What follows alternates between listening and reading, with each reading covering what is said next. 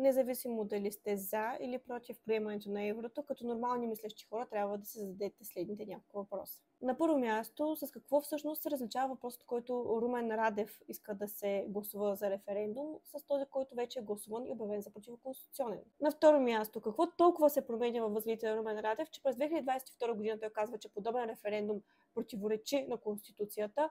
Сега, през 2025 година, март месец, казва, че подобен въпрос е противоречащ на Конституцията, защото ние имаме ратифицирани международни договори. И всъщност няколко месеца по-късно нещо тотално се сменя в неговата концепция за нещата и той казва, че ще внесе такъв въпрос за гласуване от Народното събрание.